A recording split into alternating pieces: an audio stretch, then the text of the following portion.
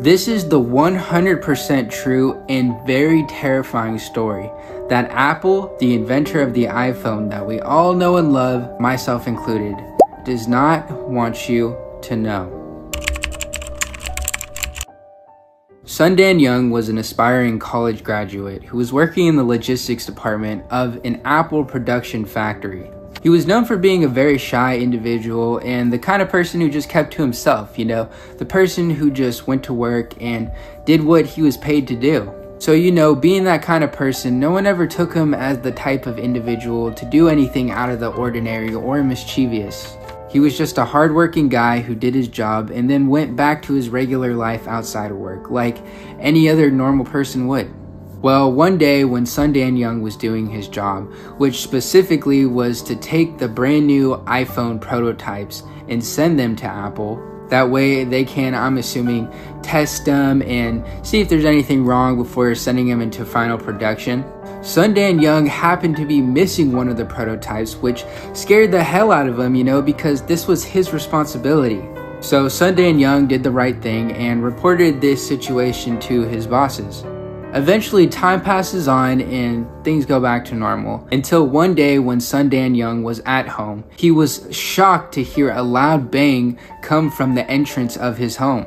As he gets up to go and check on it, he peeks around the corner and sees all these authorities coming inside of his house, ransacking his home, going through everything, tearing everything apart to find this missing iPhone prototype. They didn't find anything though, so all of that was pointless and they got nothing out of that situation. Following this crazy incident though, Sundan Young was also beaten and harassed and humiliated by the security guards at Foxconn, the company that he worked for.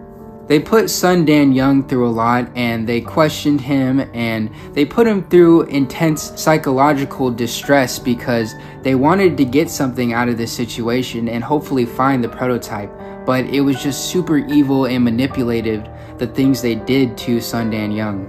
All this emotional and physical abuse that he was experiencing at his job for something that he claims was not even his fault, nor was it even proven, really drove him to the edge. I mean, I can only imagine, the company that he's been working for a very long time, which is pretty much his second home, and the job he relies on financially goes behind him and stabs him in the back and puts him through all this abuse, both mentally and physically, probably really hurt him a lot.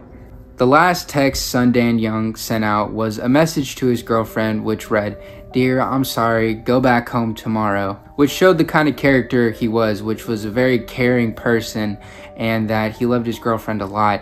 And it kind of seemed utterly scary, like it was the last thing he had to say. Well, sadly, following that, in the early hours of July 16th, Sundan Young jumped from his 12th story apartment building to his unfortunate demise. Now, authorities ruled this as a suicide, which all signs do point to that being the case. But I do find this story very interesting because it shows how much pressure these workers are put under over there in China, while simultaneously showing the dirty little secrets large corporations like this, Apple, are sweeping under the rug for us not to find out or ever think about again. Oh, what? Oh, you're still here? Oh, sweet. Thank you so much for making it all the way to the end. I hope you enjoyed the video. I will try to upload these stories at least once a week and have some shorts here and there on YouTube about interesting stuff. I do have a couple other accounts. I have an Instagram, a Facebook, and a TikTok. I will be putting the links to those down below in the description box. Anyways, thank you guys so much for watching this video. Let me know what you think in the comments. Peace out. Have an amazing day.